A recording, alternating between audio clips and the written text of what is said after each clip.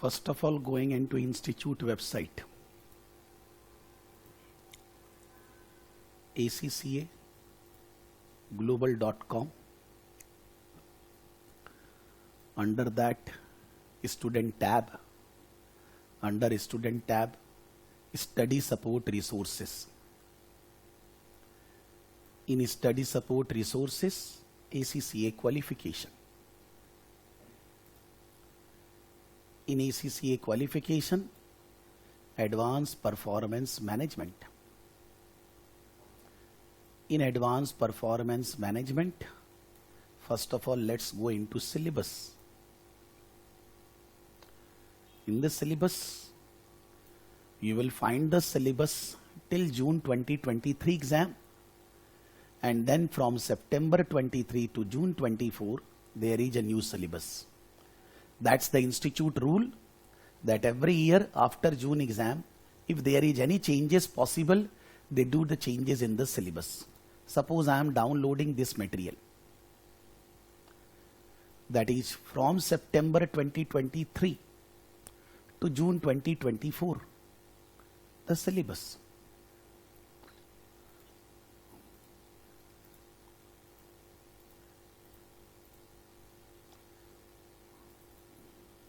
So this is APM syllabus set by the institute for next 1 year. I'm not reading one by one because there is no point. I'm straight away going into the last page. This is the last page, which is saying summary of changes to advanced performance management. ACCA periodically review its qualification syllabus so that they will fully meet the needs of the stakeholders such as employers, students, regulators, advisory bodies and education providers. So we are the education provider, you are the students. At least for the time being we are concerned with our purpose. The main area of change to the syllabus are summarized in the table below. First part, there are 5 parts of the syllabus: strategic planning and control. Under that they are saying A1G, this learning outcome has been expanded upon. In A2F, this learning outcome has been added. They are saying A1G, there is some expansion of write-up of A1G, and A2F, the learning outcome has been added.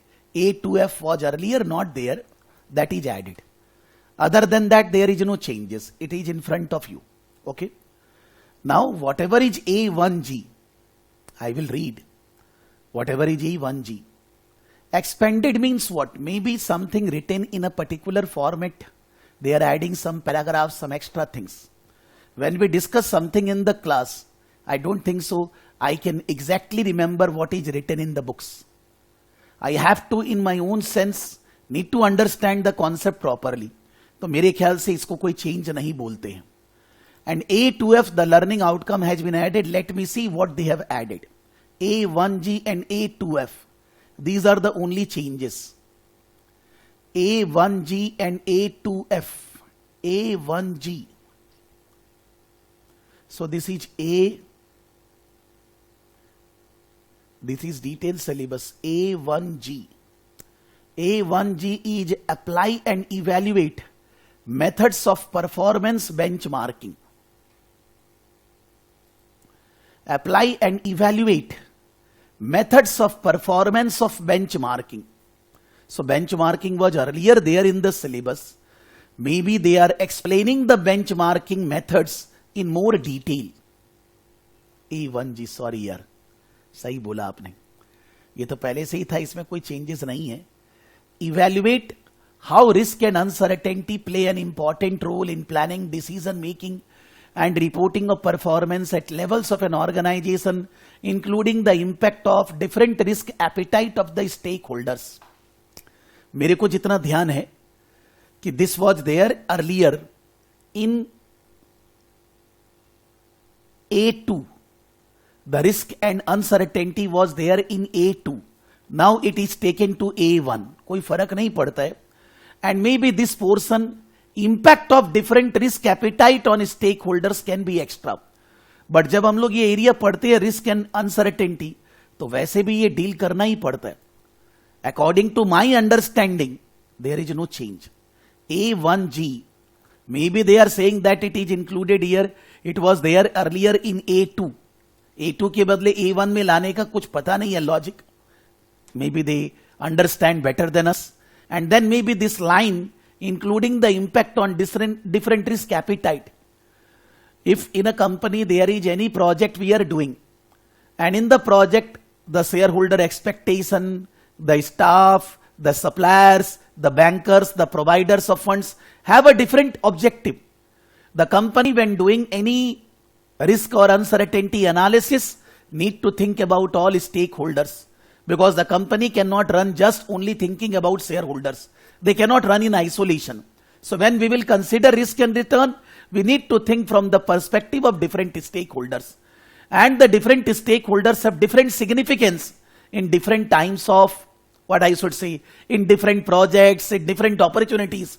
The stakeholders' decision or the stakeholder risk appetite changes.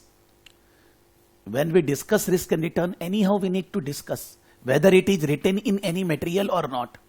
So as per me, there is no change. Now A2F, obviously इसको यहां डाला तो 2F से कुछ निकाला होएगा. A2F they said na. A2F, this is explain the performance planning gap and evaluate alternative strategies to fill the gap. Suppose I am Ayush Khandelwal and I want to pass ACCA in 1 year, the professional level. But suppose 6 months are over, 9 months are over, and I have not given a single exam. That means my target and the way I am performing is not matching.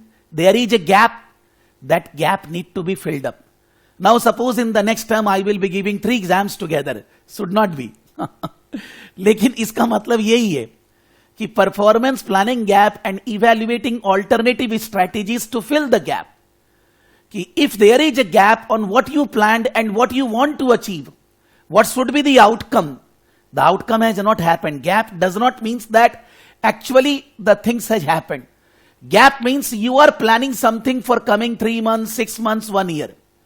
And say suppose further 1 month or 2 months are over. When you have done the work for 1 or 2 months, then you are realizing what I want to achieve, what was my forecast, the way I am performing I am not able to achieve. I will not be able to achieve the way I am performing. So there is a gap, and that gap I need to fill up. That is called gap analysis. अब इसको इन्होंने अलग से और expansion किया है, कोई बात नहीं है. सिलेबस में पहले से भी गैप एनालिसिस है. It is already there. Normally, if I will say, other than SBR, strategic business reporting, the changes in other professional papers are minimal. चाहे वो सालों साल एग्जाम होते रहे. Whether it's SBL compulsory paper, whether it's AFM optional paper, APM optional paper, advanced auditing and assurance optional paper, just that taxation also, advanced taxation. SBR and advanced taxation are the papers where the changes are actually relevant. Because in the SBR there may be new IAS, IFRS. As per my understanding, in IFRS, not a question of September to June exam, when the IFRS 17, 18, 19, which are in the pipeline, the institute has to incorporate that in the syllabus. But earliest IFRS 17, 18, 19 is not there. In the IFRS, there may be some regulatory changes, IFRS body, announce some new IFRS and all that. That will be there for whole life. As I always say, suppose if I will talk about 25 years back when I did my CA, तो उस समय तो IFRS वगैरह पढ़ते ही नहीं थे. Indians था ही नहीं. केवल Indian accounting standard, Indian GAAP, that to also around 23, 24 तक, बस. और कुछ था ही नहीं. तो इतना दिन में इतना IAS आया, and at the same time IFRS 1 से लेकर 16 तक आ गया. तो अगर अकाउंट्स में अकाउंटिंग स्टैंडर्ड में कोई भी चीज में अच्छा बनना है तो आपको रेगुलरली अपने आप को अपग्रेड करना होएगा.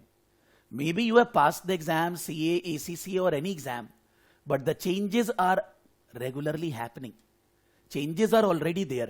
You need to upgrade your changes. How can you do? You can go on ACCA website, the technical articles, or maybe any selected website you have already decided. You will be doing research on that.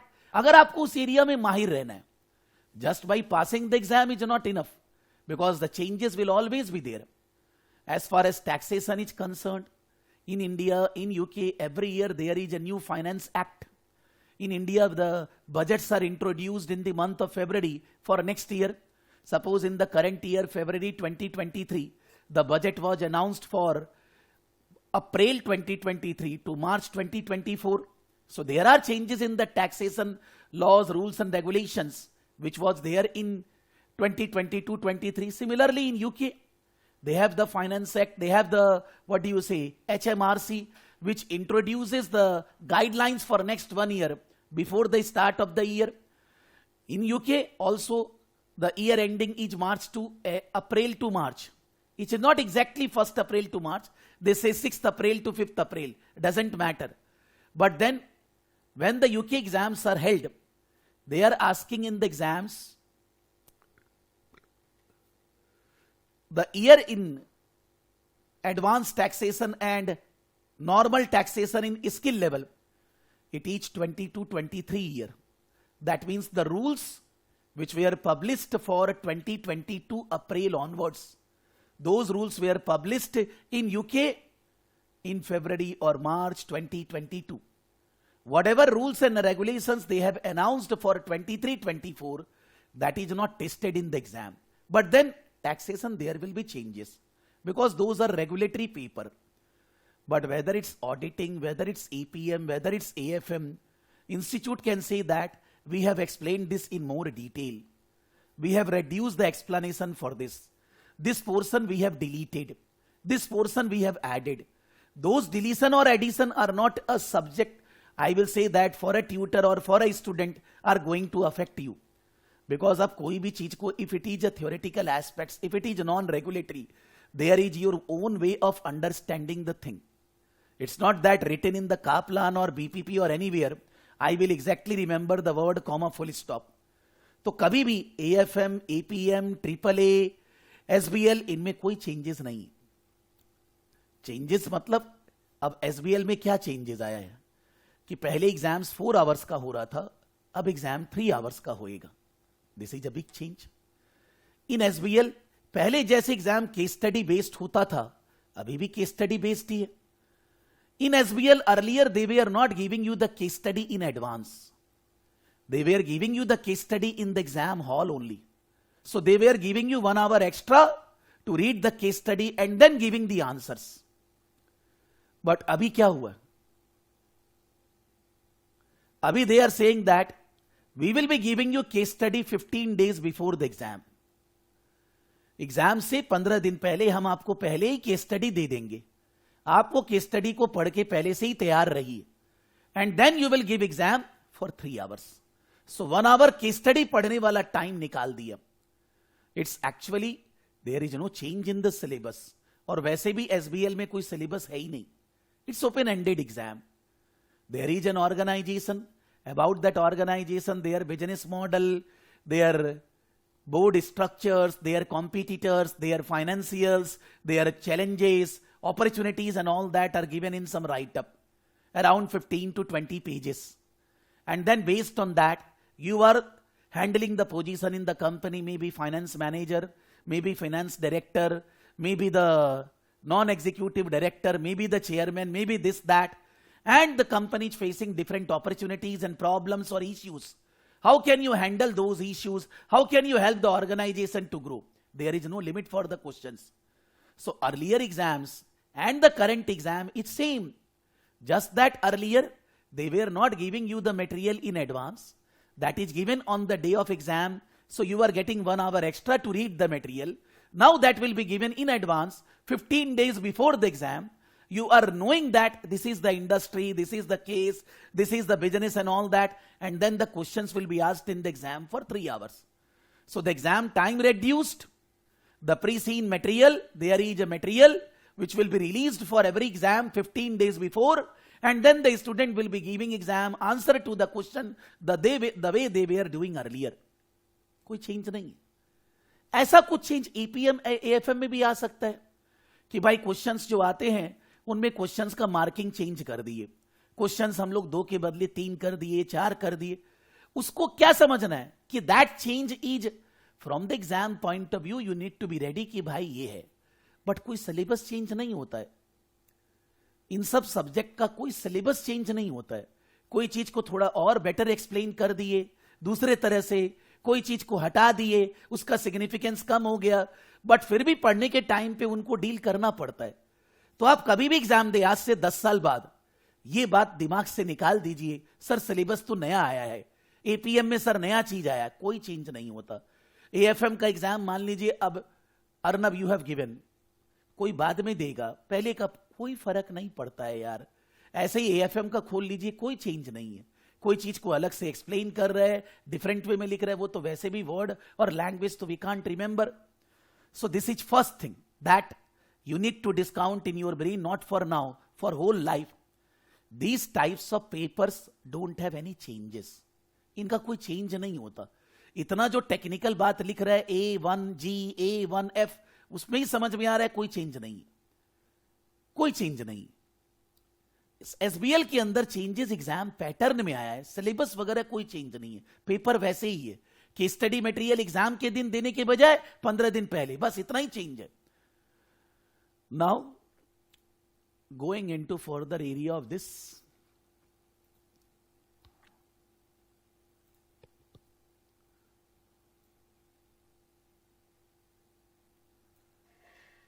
past exam and questions practice.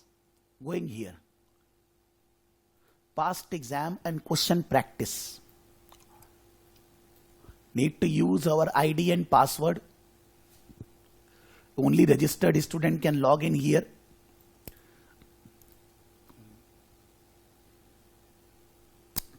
So logged in.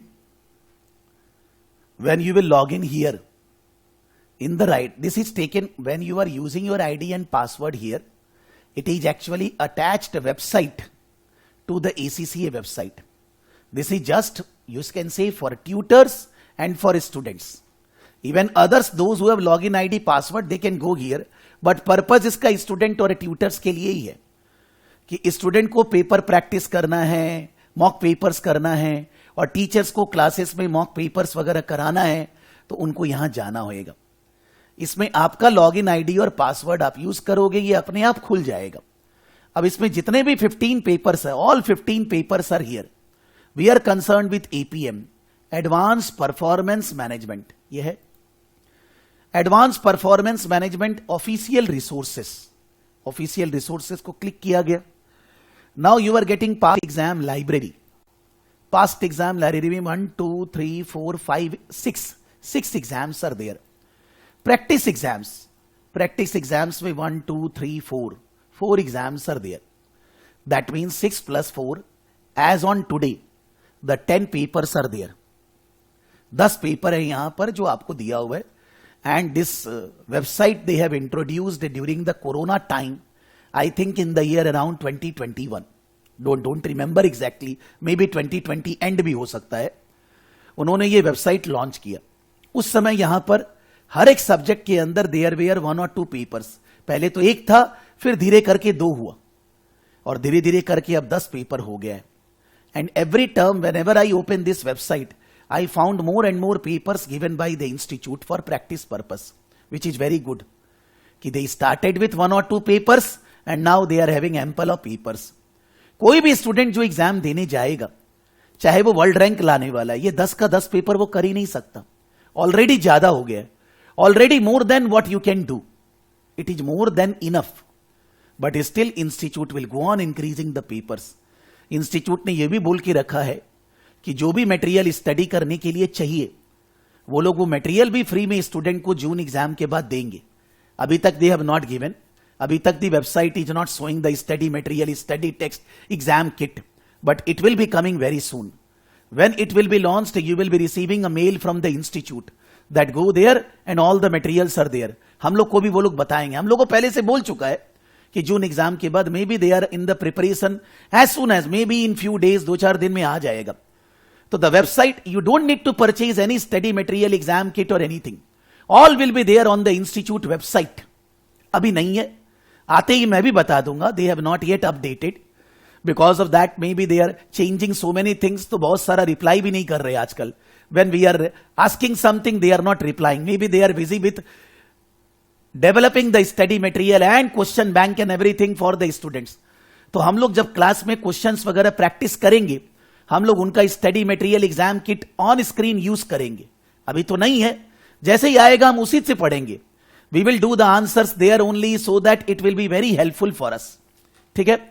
Now मैं इसमें से मान लीजिए एक paper में जा रहा हूं, specimen exam for 2022 which they have given, assign. This is what? Practice exam valid from September 2022 session onwards. Practice exams valid from September 2022 onwards. They are saying already. But we are concerned with September 23 onwards. ठीक है, वो भी दे देगा वो लोग, अभी नहीं दिया है. बट कोई सिलेबस चेंज नहीं है. I am assigning this paper to me. मैंने असाइन कर दिया. असाइन कर दिया तो लेफ्ट हैंड साइड में आप यहां जाइए. लेफ्ट हैंड साइड में you search for APM. APM, advance performance management, past and practice paper, not past and practice, APM. APM specimen. कौन सा specimen? September 2022 onwards specimen which I have selected. I have selected just now June 14, 7:42 a.m. You can see the time also. Now I want to start this paper.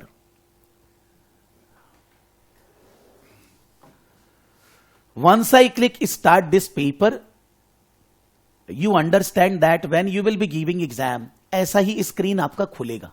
Same screen. Now I am doing next. I am not reading this. But those students who have never given ACCA exam, they should be reading these stuff once. Advisable. All instructions they are giving, I'm not reading them. I'm just doing next. But when you are in the exam hall, then the 15 minutes given to you to go for these instructions, it is not allowing me to go further because the full screen is not seen. Okay. Now they are saying section A, section B. In the exam there are two parts. They are saying, do you want to start the exam? Yes, I am saying I am starting section A. Now in the section A, these are the parts of the, what do you say, exhibit write-up. Then below there is requirements which is of 50 marks. And to write your answer, there is a Word file. And there is an Excel file if it involves some calculations. Depends upon the requirement of the question. If it involves some calculations, then you will be doing in Excel. And if it involves theory, then you will be writing in the word processor. So everything is there with you, in front of you. In the exam hall, you need to use this screen to read the requirements, to read the stuff, to write the answers, everything here only. In the right hand side, a short synopsis of all these exhibits are given. Suppose you open this first exhibit. आपने exhibit open किया. जब आप exam में भी खोलेंगे ऐसे ही adjust करना होगा, which is very simple, but just that you need to adjust your screen. It is very small in understanding the length. So for that reason I have zoomed in. Now I can read the stuff what is they are saying about this. I am not reading because we have not done any study. So what the purpose of reading? Organization information, then there is critical success factor, KPI, value for money, league table, appendix 1 and all that they have given. And then based on this they have requirements. If you are in the exam hall, my advice always in every paper, चुपचाप से you copy paste this entire thing, copy and paste in your word processor. That's the best thing to do in exam. Because आपको बार बार requirement खोलना ही नहीं है, आप पूरा का पूरा रिक्वायरमेंट को यहां डाल दीजिए, थोड़ा सा सजा दीजिए रिक्वायरमेंट को। First question, then second question, then third question,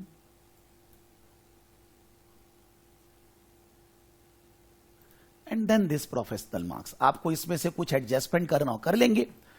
Mean to say that whatever the questions are there, requirements are there, you copy paste from the requirement in your word processor.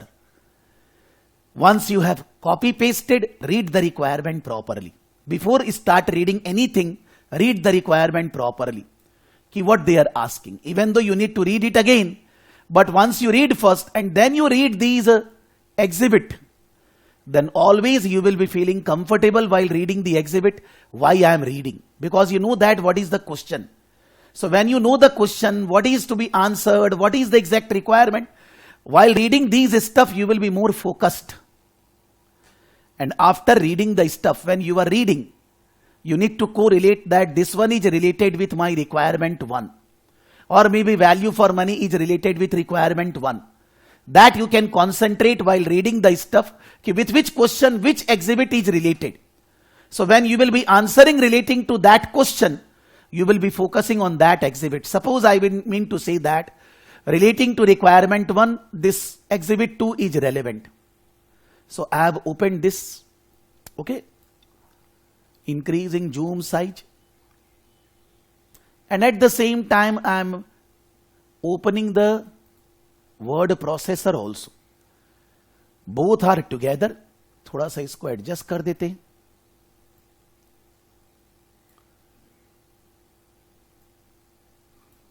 This requirement first one से assume related with this exhibit, तो आप जल्दी जल्दी इन पे shift कर पाओगे। You see, you cannot open all the folders. If you will open, then the screen size will be reducing.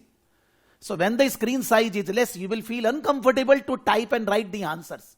So when you are reading the requirement, you know that this requirement is relating to exhibit 2. Both open. While writing your answer regularly, use exhibit 2.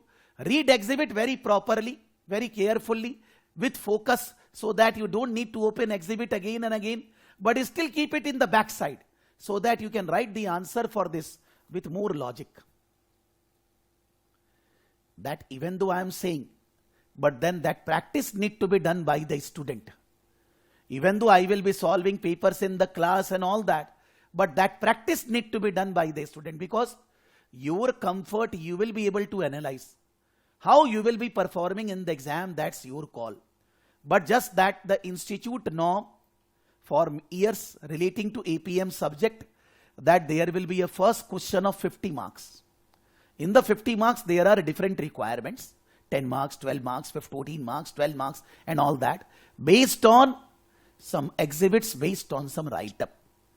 जब computer based exam नहीं था, उसके पहले भी तो APM का exam हो रहा था, स्टोरी यही थी, यही चीज प्रिंट आउट करके देते थे, क्वेश्चन पेपर में देते थे, कोई थोड़ी ना अलग था। एपीएम 10 साल से वैसे ही है। आप बोलेंगे सिलेबस चेंज हुआ, मेरे लिए तो कभी नहीं चेंज हुआ, वही चल रहा है यार, कोई चेंज नहीं है सिलेबस में। तो आप अगर एग्जाम नहीं भी दोगे 1 साल, फिर आप सितंबर में दोगे 24 में, फिर आप बोलोगे सर सिलेबस चेंज हो गया, कुछ नहीं चेंज हुआ। No change in the syllabus. Don't tax your brain on illogical aspects. So ये पहला क्वेश्चन है, मैंने कोई आंसर नहीं किया, मैं मान लीजिए इस क्वेश्चन को पहले करना नहीं चाहता, then I have clicked on navigation tab. Navigation tab is giving you entire paper, section A first question, section B 2 question. I want to go to section B straight away. जाइए section B के अंदर first question. Again the story is same. The first exhibits, then there is requirement, then there is word processor and Excel. Again you will open the requirement, you will copy paste the requirement in the word processor, you will read the requirement properly, and then you will be reading these exhibits. While reading these exhibits, correlate with the requirement so that you can write better answer. अगर आपका calculation based है तो आप उसका answer Excel में लिखोगे, word में भी लिख सकते हैं, but it will consume more time if the calculations are there. In the Excel row and column you will be able to write faster, you will be able to do calculation faster, इसीलिए Excel use करना जरूरी है। I am proceeding further. This is the B2. 25 marks in section B, 2 questions. That 25 marks is divided into different parts, 7 marks, 8 marks, 10 marks, like that. And the first question is 50 marks. This is for years, not now. This is for years. मैंने तो कुछ भी solve नहीं किया, मैं तो आपको केवल दिखा रहा हूं कि दिस एनीबडी गिविंग एग्जाम, उसको ऐसे ही एग्जाम हॉल में बैठकर या घर पे बैठकर एग्जाम ऐसे ही देना है, पेपर ऐसे ही खुलेगा. The format of exam, the screen of the exam, the way you can work, this is the process. And in APM there are 3 questions. First question 50 marks, and then section B there is 25. That is total 100 marks paper, no option, no choice, all answer to be given. ये हो गया मेरा, मैंने कुछ solve नहीं किया, मैं and exam कर रहा हूं, and exam. In the exam hall also, if you want to submit your paper before the end of the time, before 3 hours, आपको ऐसे ही एंड एग्जाम करना है. कोई करता नहीं है, everybody take entire 3 hours. They are saying, do you want to submit? हो गया? फिर से पूछ रहे हैं, मैं बोल रहा हूं हाँ हो गया. हो गया भाई, हो गया मतलब कुछ नहीं हुआ. I have not solved anything, but just have shown the paper. मैं वहां से एग्जिट हो गया.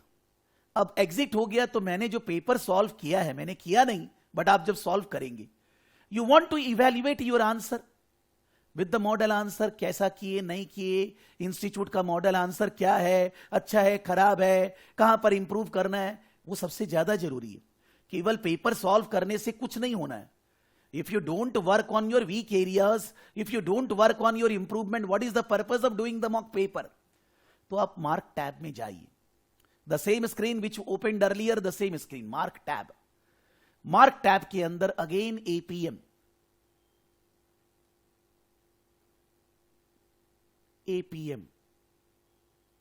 APM specimen. This is the specimen. In the mark tab, they are saying self mark. Self mark means whatever answer you have written, you will be able to see there. And at the same time, model answer, marking guidelines, everything you will be able to check here. So I am saying yes, self mark. Once I am doing self mark, then in that case, I am getting another screen where on the top you will be able to find 1, 2, 3, 4 all question. We are talking about first question. Then relating to the first question, click the sample answer. The sample answer is here. You need to adjust your screen slightly. When you adjust your screen slightly, now you will be able to see the answer. There may be a report asked in the question. The report to be given from an accountant to the Department of Internal Affairs, the date and all that, and the answer is written. Answer is written. This is the model answer of the institute. Okay. All the parts of the first question, 50 marks ka sara.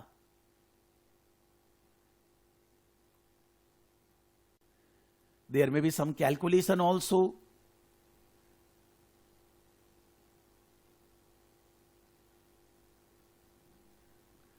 Now they are giving marking guidelines.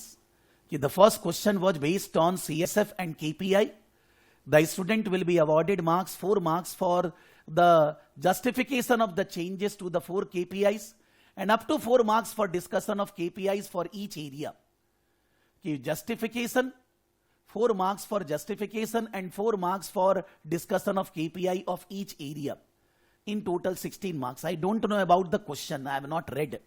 But जो भी question के अंदर KPI 3-4 ठो बोला होगा, हर एक KPI के लिए 4-4 नंबर अलॉट करने बोला है. Now suppose you are writing the answers and I am giving you on a KPI out of 4 2 marks, और may be somebody can give you 3 marks. थोड़ा सा इधर उधर होएगा यार. इसीलिए वी गो टू गॉड कि भगवान मेरे को देखना. ये थोड़ी ना कि आंसर लिखेंगे नहीं फ्री में नंबर आ जाएगा. आपको कोई एग्जामिनर 4 एक केपीआई में 4 मार्क्स अलॉटेड है, वो केपीआई के बदले 4 में 2 दे सकता है, 3 दे सकता है, बस इतना ही. यानी कि आपका एग्जाम में अगर 50 मार्क्स आ रहा है, 54, 55 हो सकता था, 53 हो सकता था, 47 हो सकता था. 50 आ रहा है तो 70 कभी नहीं हो सकता था. अगर ऐसा आप सोच रहे तो आपका सोच का कोई सॉल्यूशन नहीं, उसको कोई ठीक नहीं कर सकता. आपको लगता है इंस्टीट्यूट आपको नंबर नहीं दिया, आप सोचते रहिए, उसका कोई सॉल्यूशन नहीं. बट इंस्टीट्यूट सबको प्रॉपरली मार्क्स दे रहा है. थोड़ा सा 2-4 नंबर इधर उधर, कोई भी, आप भी अपना पेपर अगर चेक करेंगे, You will do in the morning and in the evening you will give different marks to yourself. But it cannot be possible that if I am giving you 50 marks and you are projecting 70 marks, that means there is some problem. Your thinking process is not correct. 2-4 number दुनिया में theory में सब जगह इधर उधर रहेगा. You can't challenge anybody that he has given you 50 and you should be getting 53. ऐसा कुछ बात नहीं. लेकिन marking guidelines are given. So when you are writing your answers and you are looking at the model answer, you are looking at the marking guidelines, allot yourself marks. अपने को examiner के जैसे mark करिए. अपने को mark करके देखिए कि मेरे को क्या नंबर मिल रहे हैं, कहां गड़बड़ कर रहा हूं, कहां अच्छा कर रहा हूं. आप उसको ध्यान दीजिए. आप बोलेंगे कैसे ये करेंगे, क्लास में सारे दिन पढ़ते हैं, करेंगे क्या? When we are discussing any question, we are discussing this would be the answer and we are reading the model answer. तो हम लोग क्या समझते हैं, क्रिटिकली वही तो देखते हैं ना. मान लीजिए मैं टेस्ट लेता हूं, उसमें कैसे मैं चेक करके देता हूं, वैसे ही आपको भी करना है. Because you understand that neither you cannot solve all 10 papers, और 10 के बाद तो 2 और आ जाएगा. By the time of exam you will be getting September 23 paper also, वो भी आ जाएगा. तो आपको जब इतना पेपर रहेगा, आप सारा तो करोगे नहीं, वैसे ही आप सारा मेरे को भी चेक करने दोगे नहीं. आपको थोड़ा तो अपना लेवल इंक्रीज करना होगा ना, कि मैं कैसे क्रिटिकली चेकिंग कर सकता हूं. स्टूडेंट लोग, पहली बात है, मॉक पेपर यहां करते ही नहीं. आप बोल रहे हैं सर खराब, सच बोल रहा हूं. I am saying since the first class कि you need to solve the mock papers on the institute platform, अगर एग्जाम में पास होना है. जब मैं लास्ट में जब 15-20 days are there, I go on saying in every term, भाई you can pass if you solve the paper on the practice platform. मैंने देखा स्किल लेवल, प्रोफेशनल लेवल, जो लोग एग्जाम दे रहे हैं, आधे से ज्यादा पेपर यहां करते ही नहीं.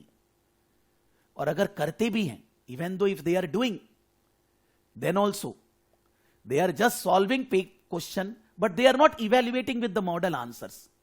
उसको कंपेयर करना, देखना, मार्किंग गाइडलाइन से इवेल्युएट करना, वो नहीं करते. तो आपका पेपर करके फायदा क्या हुआ? If you have solve the paper and you are not evaluating your performance, then how the improvement will come? The mistakes will be repeated. जो लोग पेपर करते हैं, ये दूसरा मिस्टेक करते हैं. तीसरा mistake, I am saying during the time of exam, you need to solve at least 2 to 3 papers exactly in 3 hours. 2 से 3 पेपर पूरे 3 घंटे में सॉल्व करना है.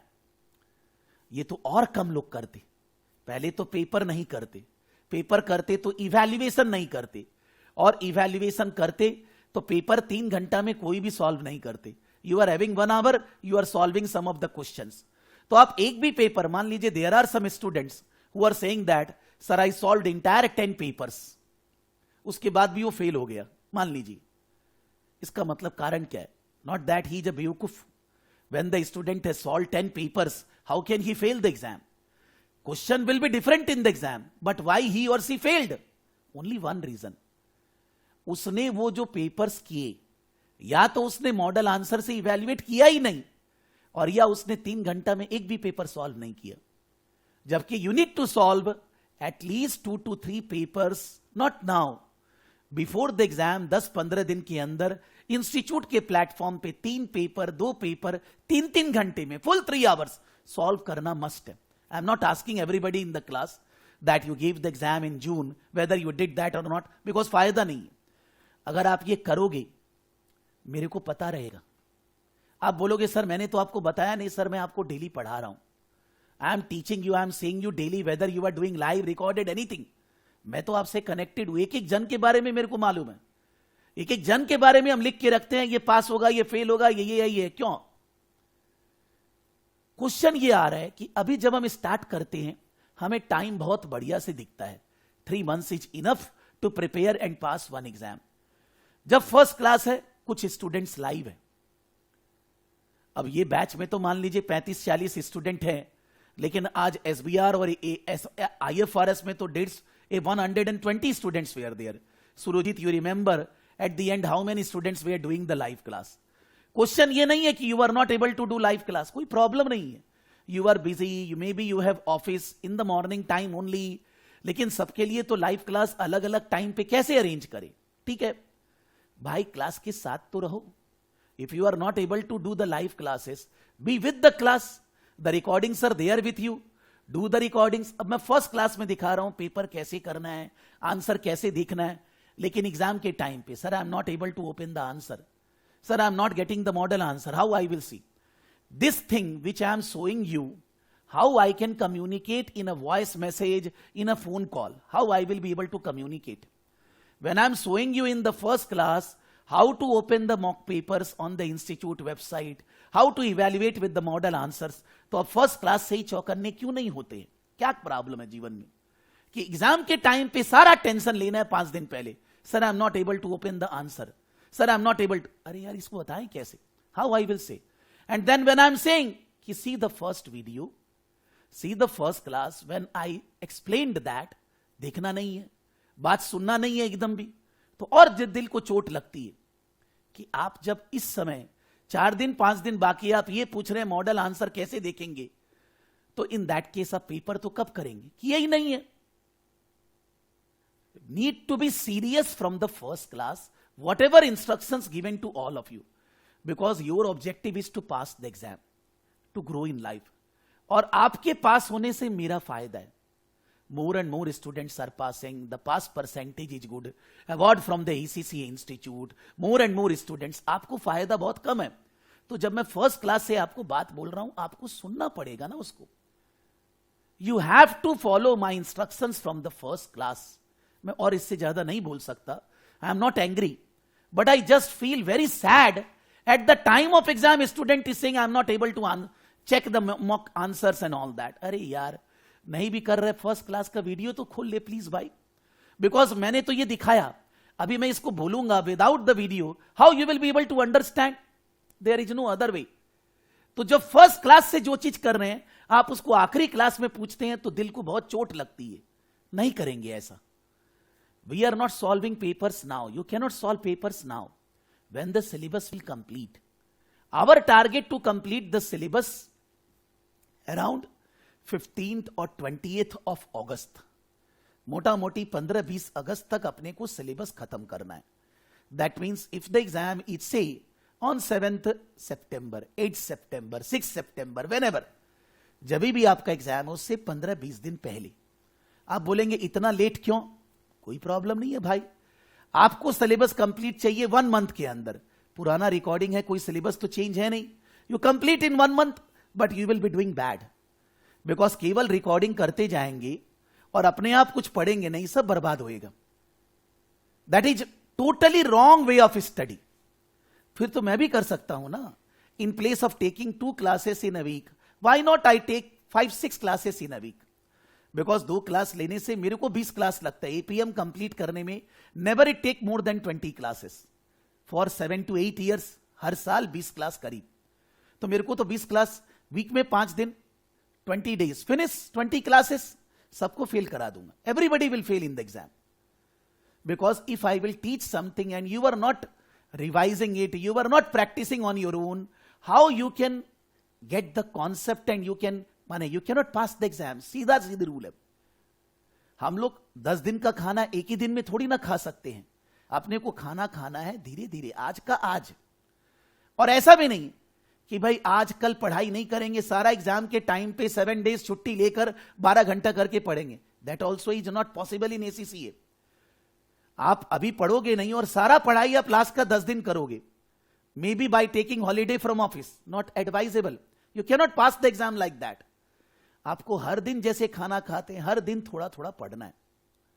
So normally my advice that I will be taking से around 20 into 3, 60 hours of class, then say mock papers and all that, other than completing the syllabus।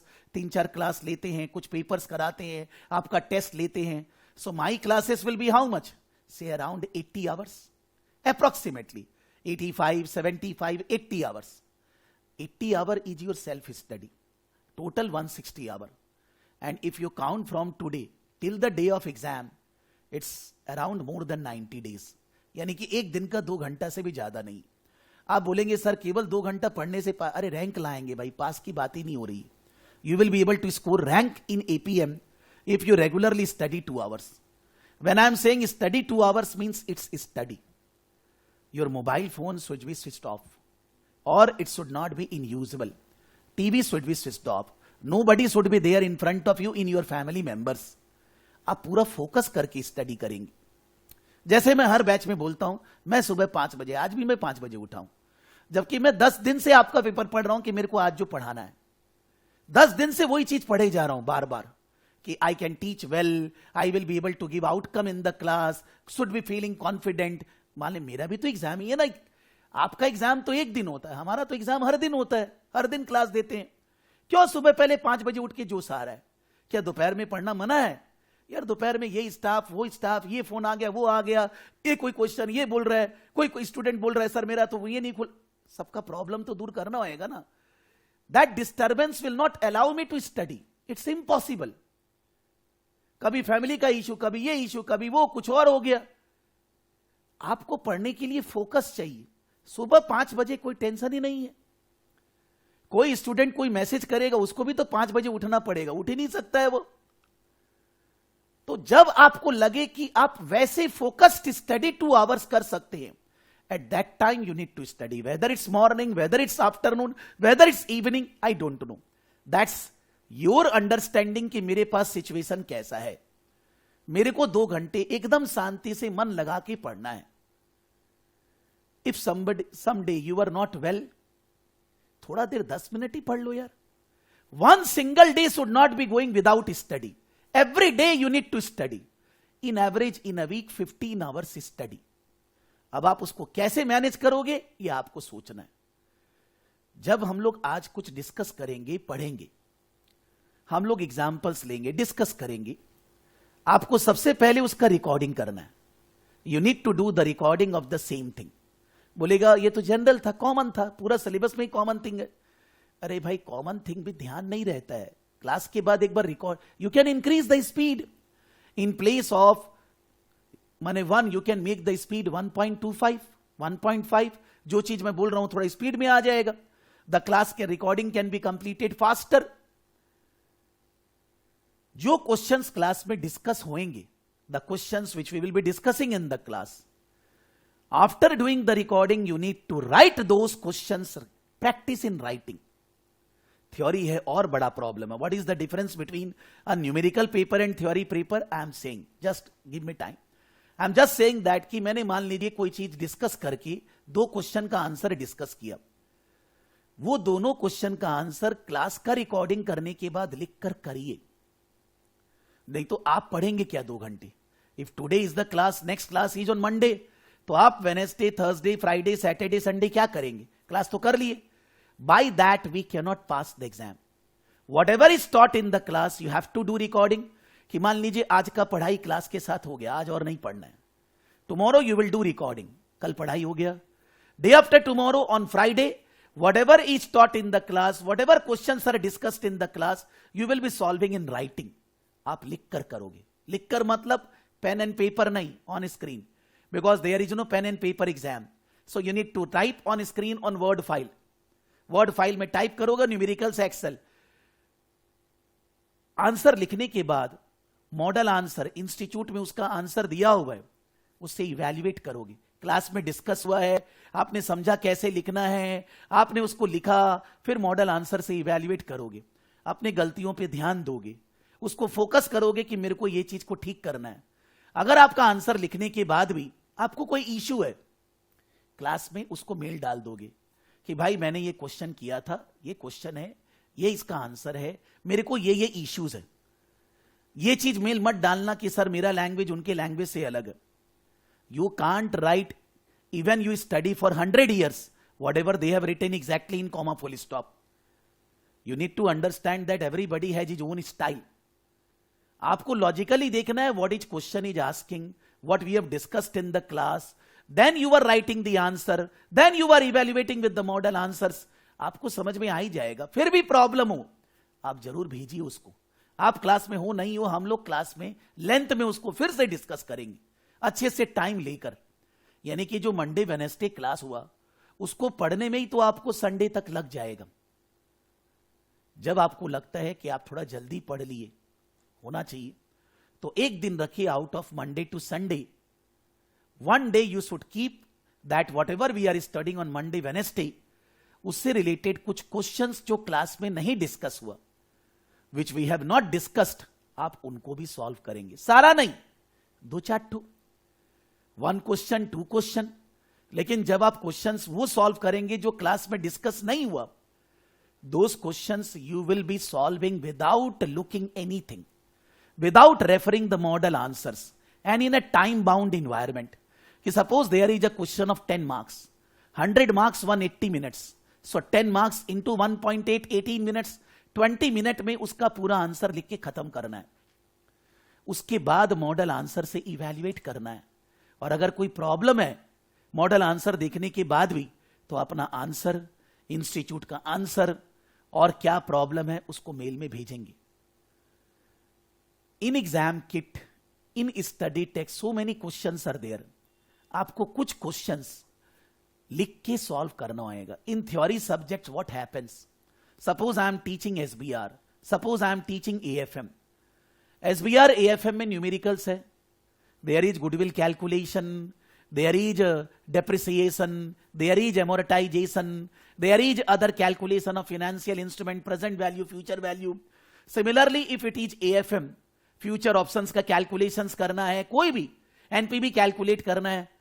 जब हम लोग न्यूमेरिकल्स करते हैं तो भी generally, I don't know about everybody, when we do the numerical calculation, when we write, we enjoy, अच्छा लगता है। लेकिन when it is a theory, suppose you need to write something about IT, information technology system of the company, you need to write theory about that, लिखने में मजा नहीं आता है।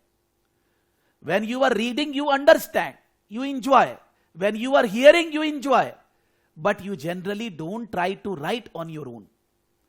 और एपीएम जैसा सब्जेक्ट में, कोई भी थ्योरी सब्जेक्ट में फेल होने का कारण एकमात्र यही है, वेदर आई विल से ऑडिटिंग इन स्किल लेवल, कि हम आंसर पढ़े, अब पढ़ने में तो इंग्लिश लिखा हुआ है, समझ में क्यों नहीं आएगा, व्हाट्स द प्रॉब्लम। आंसर पढ़ के आपको समझ में आ गया, आप सोचे हो गया, बट आप लिख के प्रैक्टिस नहीं कर रहे। So when you are not practising in writing, it's 99 नहीं, 100% you can't pass the exam.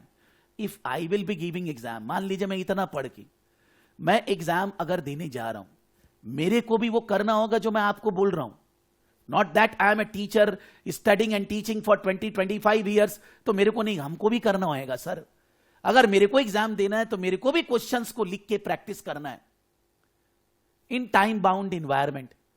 तो नॉर्मली स्टूडेंट लोग एपीएम ये सब सब्जेक्ट में लास्ट तक भी एक ही डाउट, सर इसका आंसर कैसे लिखें। अरे भाई काहे नहीं लिखता है फर्स्ट क्लास से। When we are discussing something, why not you are practising 2-3 questions in writing. May be in exam kit there are 10 questions on a topic, मैं 10 लिखने नहीं बोल रहा हूं, मैं 2-3 लिखने बोल रहा हूं। 2-3 questions you need to write in time frame environment, writing लिखना है, उसके बाद मॉडल आंसर से कंपेयर करना है। When you do this, then you are reaching to finishing line. Then nobody, I said if we are not practicing in writing, we can't pass. But if I will say if we are practicing in writing, we can't fail. That's the difference in the sentence. In AFM SBR, even though if you are doing practicing in writing, still you may fail the exam. Because in the exam, the calculations you have done wrong and all that. But theory के अंदर, अगर आप लिख के practice करते हैं, आप exam में fail नहीं हो सकते, संभव नहीं है. You can't fail exam. एक और चीज करना है कि जब मान लीजिए एक टॉपिक है हमने कंप्लीट किया, critical success factor, KPI, benchmarking, different aspect हमने कंप्लीट किया, आपने रिकॉर्डिंग किया, आपने क्वेश्चंस लिख के सॉल्व किया, लास्ट में अपना एक सिनॉप्सिस बनाइए. Synopsis means what you studied in the topic, where you find problem, आपने उसको कैसे समझा. That means what I want to say that, suppose this is the class slides notes. मैं always class slides आपको हर batch में देता हूं. ये class slides के अंदर notes मैंने बनाया है. कहां से बनाया है? इधर से उधर से ले लाके. अपना लैंग्वेज नहीं, इट्स नॉट माई लैंग्वेज. मैंने इधर से उधर से जहां जहां से जो रिसोर्सेस मिला लेकर बनाया. So when you are making your own notes after the finishing of the topic, आप इसको कॉपी पेस्ट नहीं करेंगे. आपको एग्जाम देना है, इसको कॉपी पेस्ट करेंगे तो एग्जाम में थोड़ी ना कॉपी पेस्ट कर पाएंगे. If it is PESTEL analysis, what you understand in the PESTEL analysis, are you crystal clear, उसके बारे में कुछ नहीं लिखना है। बट अगर पेस्टल एनालिसिस के अंदर मान लीजिए आपको लीगल, मान लीजिए इन्वायरमेंटल एस्पेक्ट थोड़ा कमती समझ में आया, जहां से भी जो समझ में आया आप उसको अपने लैंग्वेज में लिखिए, so that later on when you will revise, maybe at the time of exam, maybe after 1 month, you don't need to open my notes, you don't need to open videos and all that, आप अपना notes से revise करोगे। Because if you study 100 times a particular topic, then also the write up will be your own language। वो कभी भी exactly वो नहीं आ सकता जो कहीं लिखा हुआ है। थ्योरी के अंदर ये प्रॉब्लम है कि हम लोग सोचते हैं सब एक ही है, सारा सिलेबस एक ही है, whether it's auditing, whether it's APM, whether it's SBL, कोई भी, तो सब आंसर क्या सेम लिखा हुआ है क्या? You need to critically analyze what the question is asking, what should be the answer for this, which area to cover, how it should be covered, what the way the questions are asked, जिसको किस तरह से कितना length का answer लिखना है, this is the time allowed for writing, if there is a 10 marks question, 18 minutes, 18 minute में तो कुछ टाइम रीडिंग करने में जा रहा है, so writing time will be around 13 to 14 minutes, in 13 to 14 for 10 marks question, 13 to 14 minutes, in 13 to 14 minutes you need to write around 20 line answer। आप 20 line से ज्यादा एग्जाम में जनरली नहीं लिख सकते unless and until your typing speed is very good, that's other thing, but normally 20 line का answer लिखना है। 20 लाइन में जो क्वेश्चन में पूछा गया that should be covered properly with a proper structuring of the answers, उसके बाद मॉडल आंसर देखना, कंपेयर करना। अगर ये रेगुलरली करेंगे तो एपीएम में फेल नहीं हो सकते, लेकिन अगर इन सब चीजों को स्किप करते जाएंगे, बस कभी क्लास किए कभी नहीं किए, कभी रिकॉर्डिंग कर लिए नहीं किए, लिख के कुछ कर नहीं रहे हैं, थोड़ा बहुत पढ़ रहे हैं और सारा टेंशन लास्ट में लेना है, तो वो टेंशन लेके भी कोई फायदा नहीं। Then in that case we will not be able to pass the exam, that we need to understand. Then comes ये एपीएम का pass percentage, last 5 terms 34, 33, 34, 33, 35, we can say average 30 to 35%। you can open AFM also 30 to 35%, you can open advanced auditing and assurance also 30 to 35%, you can open advanced taxation also 30 to 35%। जो optional paper है, the pass percentage of institute is not good। if you go in SBL, SBR, the pass percentage is average 50%। if you go in skill level papers, it is again around 50%। some one term exceptional कोई 55 हो गया, 45, that's other thing, but normally यहां का average pass percentage 30 to 35, that means it is difficult to pass। any optional paper of ACCA are difficult to pass। there are students failed in advanced auditing and assurance 7 times। जैसे CA में होता है ना, वैसे ACCA के अंदर 7 बार advanced auditing and assurance fail किया। there are students failed in AFM APM more than 4 times। I am not making you afraid, मैं बात समझा रहा हूं कि ये फालतू पेपर है, मतलब पास होने के लिए थोड़ा जोश लाना होगा। They are thinking that in the optional paper you are selecting the paper based on your interest. आप अगर ऑडिटिंग सेलेक्ट कर रहे हो, इसका मतलब आप बोलना चाह रहे हो मैं ऑडिटिंग में बेस्ट हूं। आप एएफएम सेलेक्ट कर रहे हो, मतलब आप बोलना चाह रहे हो मैं फाइनेंस में बेस्ट हूं। ऑप्शनल पेपर तो आपने चुन कर लिया है ना, so your calibre. They are saying that when you have selected this subject, because it is optional and you have selected this, that means you need to show your caliber in that subject, then we can pass the exam। because even though it is 30, 35, understand that who are giving exams, either those who are doing ACCA from beginning, they have done the 9 papers up till skill level, very good student they are, or those who are chartered accountants got from the exemption route। तो CA पढ़ के आदमी आया तो दुनिया में उसको पढ़ाई करने में कुछ मन लगता है, कोई क्वेश्चन नहीं कर सकता, दुनिया का महान आदमी है। If somebody has done CA CMA and then doing ACCA, वैसे लोगों में कंपटीशन होके 30 to 35% है। इट इज नॉट दैट कि illogical persons are giving exams, never studied anything, don't know anything और फेल हो रहे हैं। मतलब जो क्रीम है क्रीम में से 30-35 को निकालना है, यानी कि आपको कैलिबर बहुत जोर का शो करना है। कोई भी पेपर, स्टूडेंट का ऐसा भी कंफ्यूजन होता है, सर ऑप्शनल पेपर कौन सा सेलेक्ट करना चाहिए, सर मार्केट में तो ऑडिटिंग का जरूरत ज्यादा है, सर मार्केट में तो फिनेंस सब जगह काम आता है, सब फालतू बात है। I am teaching in optional paper AFM and APM because according to me I specialise in this area. मैं ऑडिटिंग और एडवांस टैक्सेशन क्यों नहीं पढ़ाता, क्योंकि मैं उस एरिया में अपने आप को स्पेशलाइज्ड नहीं मानता। पढ़ाने के लिए पढ़ाया जा सकता है, but I don't consider myself as an specialist in those two subjects. When it is optional paper, I should be teaching in which my specialization is there. Not that की ऑडिटिंग खराब है, taxation खराब है।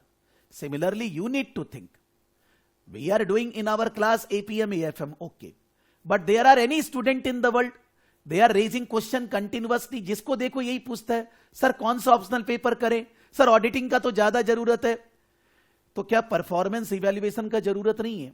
आप जहां पर काम कर रहे हैं, आपके अंडर 5 लोग 10 लोग काम करते हैं, डिपार्टमेंट है, डिविजन्स है, कंपनी में बोर्ड मेंबर्स है, सबका परफॉर्मेंस इवैल्यूएशन जरूरी है। कौन अच्छा कर रहे हैं, खराब कर रहे हैं, किसको बेसिक रेम्यूनरेशन देना है, किसको पेनलाइज करना है, दुनिया में ये सीखे बगैर कैसे रहेंगे? If I am not evaluating the performance of the students in the class, how can I teach? तो क्या परफॉर्मेंस इवेल्युएशन का जरूरत नहीं है, ऑडिटिंग का जरूरत है? ऑडिटिंग का जरूरत अलग एरिया है, परफॉर्मेंस इवेल्युएशन अलग एरिया है, फिनेंस अलग एरिया है। एक ऑर्गेनाइजेशन में आप ही सारा काम थोड़ी ना करोगे, आपको अपना इंटरेस्ट के बेसिस पे चीजों को डालना है। जो आपका सब्जेक्ट में इंटरेस्ट है, that subject you should selecting as an optional paper. तो मेरा इंटरेस्टिंग सब्जेक्ट है AFM APM, for that reason I am teaching AFM APM। I am never teaching advance auditing and assurance and advance taxation. Not a question that they are good और bad, not a question that auditing और tax easy और difficult, बात वो नहीं हो रही। और दूसरा एक बात और है, APM and SBL, Strategic Business Leader Case Study, which is a compulsory paper, is more than 50% correlated with APM paper. यानी कि आप अगर APM पढ़ रहे हैं तो आप 50% SBL पढ़ लिए, 50% SBL डन। तो अगर हम लोग APM नहीं भी करते हैं तो compulsory paper SBL we need to do.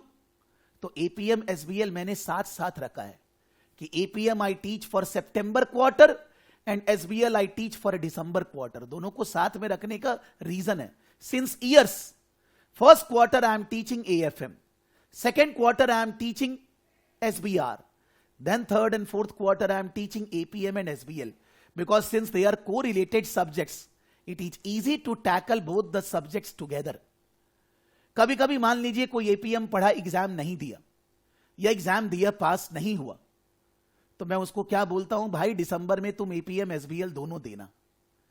Because अगर आप दोनों सब्जेक्ट पढ़ के एग्जाम दोगे, आपको बहुत ज्यादा प्रेशर नहीं आएगा। Normally I never advise give 2 exams in 1 row, never, but APM SBL I advice.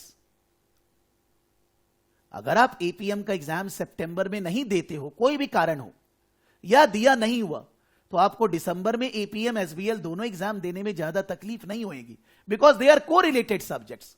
But फिर मेरा कोई बात नहीं सुनता। फिर से, आपका भला मेरा भला है, आपको गलत बोलने से मेरे को कोई फायदा नहीं। अगर आपको पास होना है तो एक ही टर्म में वैसे पास होंगे, दूसरा बार देंगे ही क्यों? जो बात बोल रहे हैं उनको फॉलो करिए। Need to study properly in the right directions. उसके लिए कोई दिन में 10 घंटा नहीं पढ़ना है। आप अपना काम, फैमिली, जितना इंटरटेनमेंट करना है सब करिए, but regular study is must. आप लाइव क्लास नहीं कर सकते, पहला दिन जो आ गए कोई बात नहीं, रिकॉर्डिंग तो है, रिकॉर्डिंग क्लास डबल बार करिए। Live you have missed, then recording twice. Whatever is said in the recording follow that. Question जो क्लास में कराया गया उनको सॉल्व करिए, कुछ एक्स्ट्रा क्वेश्चंस करिए, लिख के करिए, मॉडल आंसर से इवैल्यूएट करिए, जो डाउट है उनको देखते हैं कैसे फेल होंगे। ये 30-35 में हम जरूर रहेंगे, चाहे रिजल्ट 20% हो जाए, I will pass. First class से ही तो वो लॉजिक लगाना होगा ना फर्स्ट दिन से ही I need to follow this principle, then in that case problem will not arise. Next thing, यहां पर इंस्टीट्यूट की वेबसाइट पे हर सब्जेक्ट में कुछ टेक्निकल आर्टिकल्स इंस्टीट्यूट रिलीज करता है. Technical article, 1 second. Technical article, technical article in case of SBR and technical article in case of what I should say taxation subject are more important. Not that APM में नहीं है वहां ज्यादा important. कोई नया IFRS आया है 16-17, technical article में राइट अप लिखा रहता है, इट इज वेरी हेल्पफुल. कोई इनकम टैक्स का लॉ चेंज हुआ है, इन टेक्निकल आर्टिकल रिटन. यहां पर टेक्निकल आर्टिकल में कोई रेगुलेटरी चेंजेस नहीं है. मान लीजिए टेक्निकल आर्टिकल में they are explaining CSF, KPI, more. मैं अपने उसको पढ़ के आपके क्लास में वैसे भी कवर कर रहा हूं, आपको अलग से यहां पर जाने की जरूरत नहीं है. आप जाओगे कोई प्रॉब्लम नहीं, बट यहां पर टेक्निकल आर्टिकल, वैसे SBR ये सब में भी कवर करते हैं, बट मैं ये बात कर रहा हूं यहां पर अलग से technical article. If you are taking classes with me, I am going through the technical article, what is there, how need to be. ये जो मैं नोट्स बना रहा हूं ये टेक्निकल आर्टिकल को रेफर करके बनाया गया है. देखा गया उसको कि इंस्टीट्यूट ने कुछ और राइट अप लिखा है, कुछ और एग्जाम्पल दिया है, दैट शुड बी कवर्ड, वो अपने आप यहां कवर्ड है. स्टूडेंट लोग बहुत बार बोलते हैं सर टेक्निकल आर्टिकल रीड करना है क्या? If you are doing self study, obviously you should. If you are taking classes from somewhere, like here or anywhere, that is the duty of the faculty, duty of the organization to cover technical article in the syllabus. Because नहीं तो फिर exam अच्छे से नहीं जाएगा.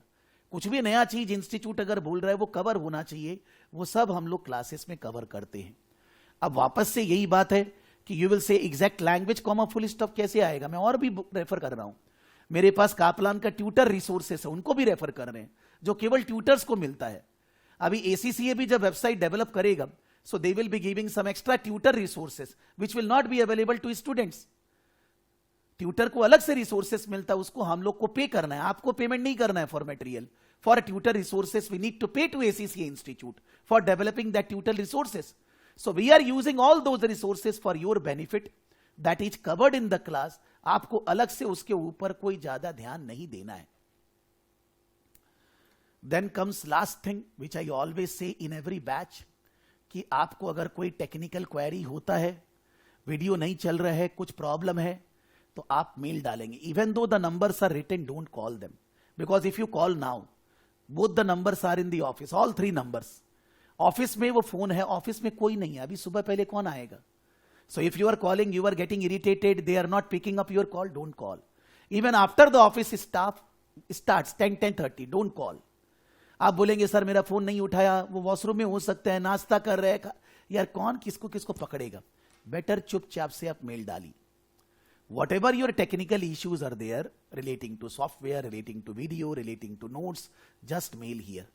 किसी को call, मेरे को मैसेज, किसी को कुछ नहीं करना. मेल आते ही मेरे को दिख गया कि आपने मेल डाला है. जिसका रिस्पॉन्सिबिलिटी ऑर्गेनाइजेशन में दिया हुआ है उसको ठीक करने का, मैं देख रहा हूं कितनी देर में आपको रिप्लाई कर रहे हैं. मेरा कोरिलेशन चालू है, वो नहीं करेगा, मैं उसको भूलकर आपका काम फटाफट करवा दूंगा. आपको कोई टेंशन नहीं लेना है. If there is any conversation between you and the technical person required, they will call you. You don't have to take tension. आप कॉल नहीं उठाएंगे, वो मेल करेगा कि we called you, you didn't pick up the call, when you free call me and all that, सब करेगा. इतना बुद्धि है मेरे को. लेकिन आपको नंबर ऐसे ही दिया गया है just for reference. The office time is 10 to 7, but normally ऐसे देखा मैं 10:30, गो एट 6:30. जो बंगाल का कल्चर है, कोलकाता कल्चर, आओ लेट से जाओ जल्दी, what ever, I am not debating on this. तो आप अगर 6:30 के बाद कोई मेल कर रहे हैं, आपको कल रिप्लाई मिलेगा. You will be getting the problem will be resolve tomorrow, not today. Saturday को अपना टाइम 4 o'clock तक है, तो 4 के बाद अगर आप कुछ मेल डाल रहे हैं, आपको रिजोल्यूशन मंडे को मिलेगा, संडे नहीं मिलेगा. Because they are also human beings like you, and there is office time. We need to maintain the office culture, नहीं तो कोई काम ही नहीं करेगा. तो for that reason आपको मेरे को कोई टेक्निकल रीजन के लिए मैसेज फैसेज करने की जरूरत नहीं है, नहीं जरूरत. मैं तो हाथ जोड़कर बोल रहा हूं, फिर भी आप मानते नहीं हो, करते जाइए. क्योंकि आप मेरे को बोलेंगे, फिर मैं इनको बोलूंगा, भाई सीधा ही रखे ना, just you mail, your problem will be resolve. अगर आपका कोई प्रॉब्लम इंस्टीट्यूट से रिलेटेड है, आपको इंस्टीट्यूट को हम आपके बिहाफ में मेल करेंगे, इंस्टीट्यूट बोलेगा you are not the registered student, let the student communicate, we will not reply you. हजारों मेल है हमारे पास ऐसा। आपका कोई भी प्रॉब्लम है इंस्टीट्यूट से रिलेटेड, इंस्टीट्यूट को मेल डालिए, mail properly from your registered mail ID, mention your name, mention your registration number, mention your problem properly with a screenshot or anything। कोई एग्जाम बुक नहीं हो रहा है, लॉगिन नहीं हो रहा है, कुछ भी, हमारे पास उनका एडमिन थोड़ी ना है। I don't have the background of the institute website and all that. तो आपको मेल उनको डालना है, सीसी हमें भी डाल दीजिए, हम इंडियन टीम को आपका मेल फॉरवर्ड कर देंगे, उनसे बात कर लेंगे, आपका प्रॉब्लम को जल्दी रिजॉल्व करवा देंगे। Whatever you face problem, anything, then you mail to the institute along with us। मान लीजिए आप बोलेंगे आपको एडमिट कार्ड नहीं मिला, तो इंस्टीट्यूट को मेल डालेंगे ना, मेरे को बोलने से क्या होएगा, मेरे पास तो अथॉरिटी नहीं है कि I can give you admit card. तो आप अगर इंस्टीट्यूट को मेल डालेंगे तो बेटर रहेगा कि आपका कम्युनिकेशन इंस्टीट्यूट को चला गया, साथ में आपने सीसी मेरे को भी दिया, मैं इंडियन टीम से बात करके बता दूंगा। मैं मतलब मेरा टीम में कोई भी कॉल नहीं करना है, चुपचाप से मेल में ही बात करनी है। Mail is the fastest means to communicate. Call नहीं करना है, कोई मैसेज नहीं करना है, पर्सनल किसी स्टाफ से कोई बातचीत नहीं करना है। कोई झगड़ा कर दिया, ऐसे तो मैंने उनको बोल कर रखा है, स्टूडेंट कुछ भी बोले, साउट करे, आपको कुछ नहीं बोलना है, आपको चुपचाप सुनना है। बट फिर भी काहे को जरूरत है, be maintain cool, enjoy your life, let them enjoy. ठीक है, स्टडी करने के लिए मैंने बता ही दिया। अब है notes, last thing, why I have given notes to all of you in Google Drive? The reason is only one, the total notes size, file size is greater than 25 MB, and if it is greater than 25 MB it cannot be sent in separate attachment, it has to be through a drive। so हमने पहले ही सारा का सारा notes Google drive में डाल दिया है। ये गूगल ड्राइव है, गूगल ड्राइव का लिंक आप लोग सबको मैंने दे दिया है। ये गूगल ड्राइव में सबसे पहला नोट्स है APM pass to strategy. 1 year back in September 2022 I took webinar for each subject freely, and in that webinar I said how the examiners are marking your papers, how they are giving the marks। वो यहां लिखा हुआ है, आप refer कर सकते हैं। APM last batch, all the video list, this is there here if somebody is doing the recording classes of earlier batch। यहां पर एक और मैं ऐड कर दूंगा अभी, APM 2023 बैच, उसमें वीडियो लिस्ट रहेगा। अभी आज से वो अपडेट होते जाएगा बार बार। This is BPP latest kit. Latest kit means 2022-23 का ये किट है, बीपीपी का exam kit. APM class slides, last batch class slides, APM exam kit, this is 22-23, एकदम recent exam kit of Kaplan. This is pocket notes, pocket notes of Kaplan। Pocket notes are, you can say that whatever is your syllabus is written in short form by Kaplan। Class slides of the previous batch, कौन सा previous batch है ये? The Excel sheet, this is Word file, this is Excel sheet। Then study text, that is the Kaplan study text of 2022-23। ये सबको मैं delete कर रहा हूं because these are old syllabus, नहीं जरूरत है। These I have deleted, okay? Now this is planner, in every subject the planner is there। Planner is for you, that on which day, at what time you will study, what is your target, you should be setting your plan। जैसे मैं अपना plan बना रहा हूं batch के लिए, आपको plan बनाना चाहिए। Read the mind of the marker, there is a paper on the institute website given where the student has written the answer and the examiner are giving marks 1, 2, less, 0, so that marking guidelines is very helpful कि institute mark कैसे देता है। And then this is motivation write up, written in Kaplan, written in BPP, written in ACCA website। थोड़ा सा मेरा अपना मिलाकर कि आपको पढ़ना कैसे चाहिए, कैसे टारगेट बनाना चाहिए, कैसे अपना एम सेट करना चाहिए, so that you can achieve the target। सबके पास यही है, मेरे पास भी, आपके पास भी। These are the only material। हम लोग क्या करेंगे, हम लोग क्लास में ये क्लास स्लाइड्स रेगुलरली यूज करेंगे। Why I am making the class slides again? Because whatever changes are there from the last time, maybe हम लोग भी उसको उसी टॉपिक में डालें कि earlier this was in risk and return, that is risk and uncertainty was there in topic 2, now it is topic 1. हम भी टॉपिक 1 में ही पढ़ेंगे, कोई फर्क नहीं पड़ता है. But this is class slide same as last year, but कुछ चेंजेस उसके अंदर here and there, some more explanation on something, some more write up कहीं से मिला तो वो उसको चेंज किया जा रहा है. But 95% the class slides of last term and this term is same. This is I will be using in the class regularly. This class slides, when the class is over, I will be sharing with you in the mail. That class slides up till class 1, class slides up till class 2, up till 2 months, first class slide is already included in that. This will be using. Then we will be using this APM study text. We will be using APM study text. And we will be using APM exam kit. 1 second. I will be using APM exam kit of Kaplan.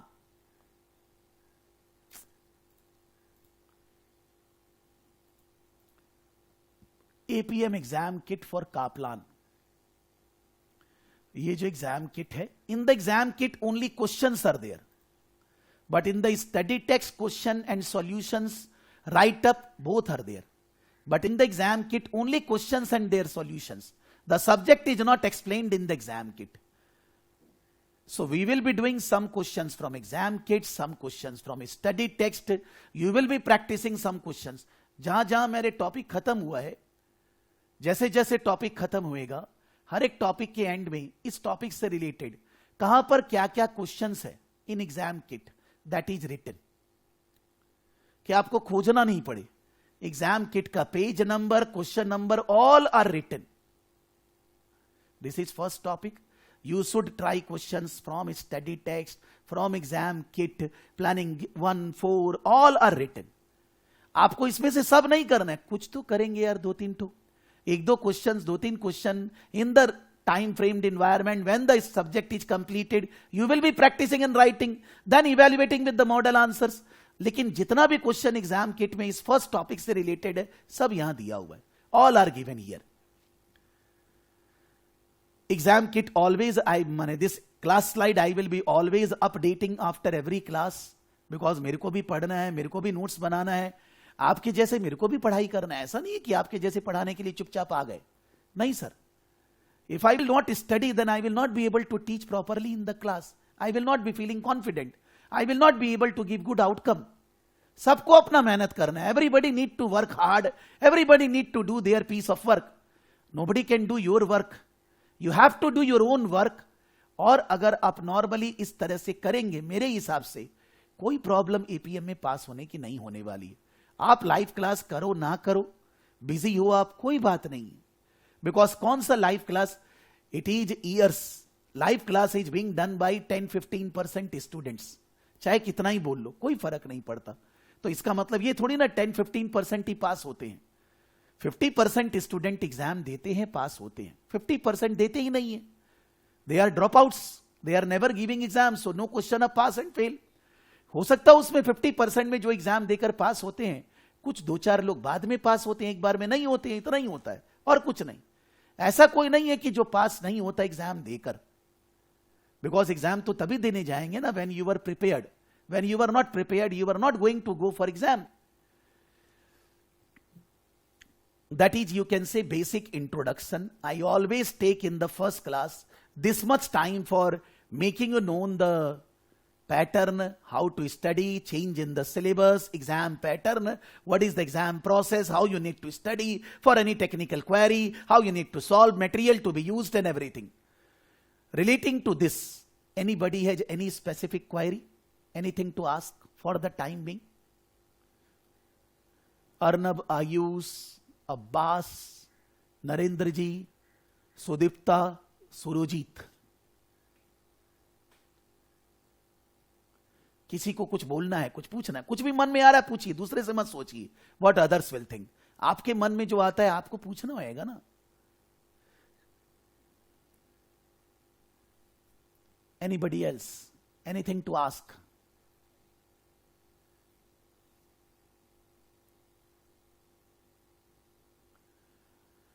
So moving forward, In APM, numericals are there out of 100 marks, maximum 10 marks. Very less. Pure theory. And those numericals which are very simple. Some numericals are there on EVA, economic value added. Just to get the concept, you will be able to do the calculations. Some calculations are there. Sometimes they are asking you to prepare budget based on production quantity, sale price and all that. Some budget preparation. Sometimes they are asking you some ratio calculations, because to evaluate the performance, you need to have the ratios. So the calculations are very simple, but those calculations in the exams will be only 10 to 15% maximum. In the 100 marks paper, calculation 10-12 number, बस उससे ज़्यादा नहीं. यानी कि use of Excel sheet is very less in this exam. Similar is the case with SBL.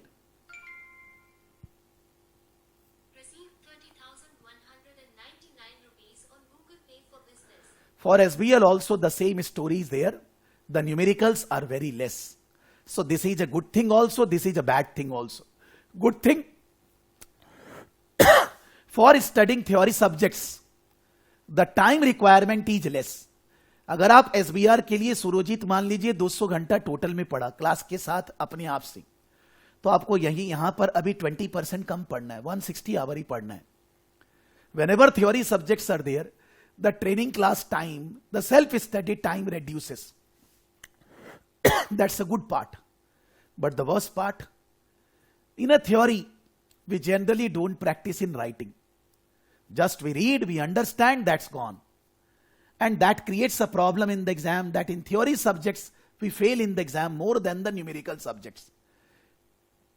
Because even though we have read something, but we don't get the caliber or we don't have the capacity to write a proper answer even though after so much reading, because we have not practiced. Some of the students sometime in the class submitting a write-up of an answer. What they are doing? Suppose they are reading the answer 10 times and then they are submitting the answers. Anybody can see that वो answer read करके उसके बाद लिखा गया है. अब उसमें मैं क्या check करूं? What I will check?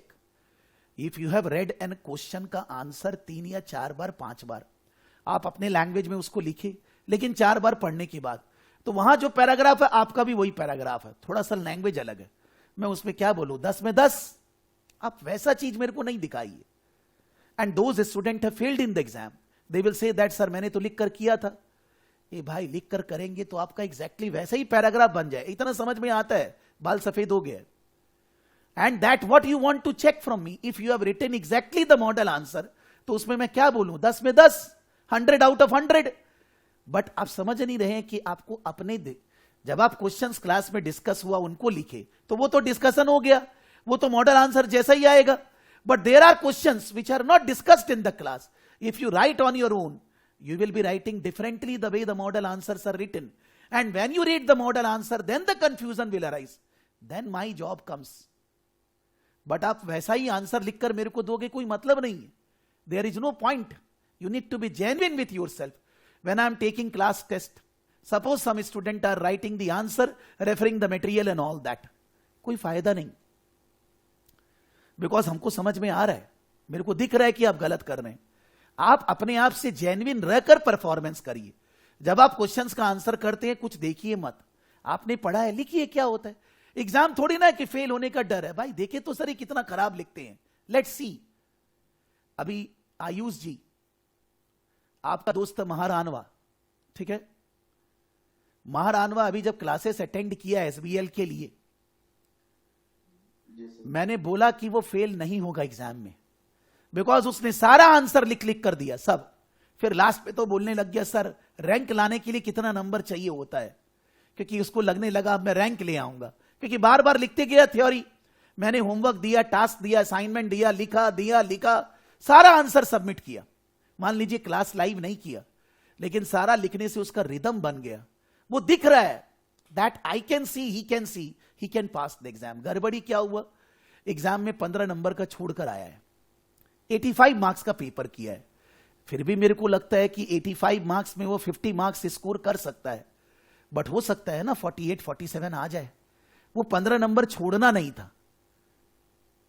उसको भी मालूम है कि 15 नंबर मेरे से कैसे छूट गया, टाइम मैनेजमेंट ठीक से नहीं हुआ, करना चाहिए था. इतना बैड लक.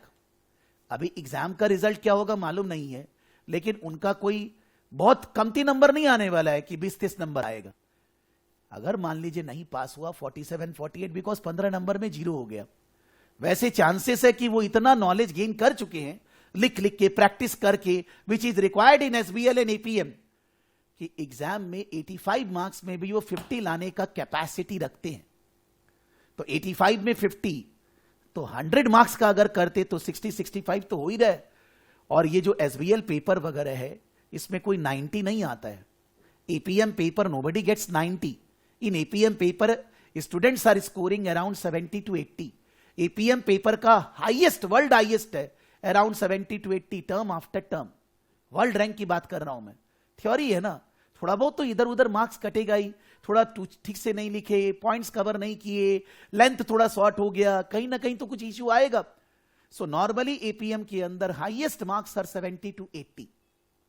स्टूडेंट्स किसी ने लाया है, रैंक नहीं आया वर्ल्ड रैंक, इंडिया रैंक आया, लेकिन आया है। लेकिन जनरली स्टूडेंट लोग एपीएम के अंदर हमारे यहां पर 60 करीब लाते हैं, 58, 60, 62, 64, 58, 60, 62, 64।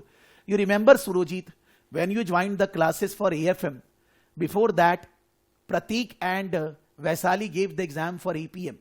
आपको याद होगा, मैंने उन लोगों से पूछा तो उन लोगों का मार्क्स कितना आया था, 62, 63। APM has, Pratik has given exam APM for now. Vaisali given earlier, she scored 62, 63, I don't remember. बोलने का मतलब ये हुआ कि APM के अंदर 70 प्लस लाना थोड़ा डिफिकल्ट है। It's a theory subject, but आप अगर लिख लिख के प्रैक्टिस करेंगे आप एग्जाम में फेल नहीं हो सकते। एपीएम एसबीएल में बस वही एक चीज कमी रह जाता है, student is studying, student is reading the stuff, but they are not practising in writing regularly, not only at the time of exam, for that reason they are failing the exam. That's the problem. और यहां calculations बहुत कम है, बहुत कम। जो calculation है वो simple है, कुछ अगर आ भी जाएगा कैलकुलेशन, कुछ आता है, those are simple calculations, not like SBR goodwill calculation और एएफएम फ्यूचर ऑप्शन का कैलकुलेशन वैसा कम्बरसम नहीं है। Simple calculations are there. The calculation need to be done based on information given, जैसे बोला वैसे calculation. When we will be studying you will understand, but it is a theory subject. Okay, मैंने जो मेरा दिल में है सारा बात 1.5 घंटे में बोल दिया है, और मेरे अंदर कुछ है नहीं कि आपको अगर ये सब्जेक्ट पास करना है, डिफिकल्ट ये सब दुनिया से सुनना है, लोग पास, ये सब फालतू बात, कोई फायदा नहीं है। You just focus the way I said, you do the work, I am giving you guarantee you will pass the exam with flying colours, with good marks. Maybe the result is 25%, then also आप अपना काम करिए ना। You need to do your work, you will not be getting any problem in passing the exam. देखा है मैंने, कोई थोड़ी ना पहला बार पढ़ा रहे हैं, कंटिन्यूअसली द स्टूडेंट्स आर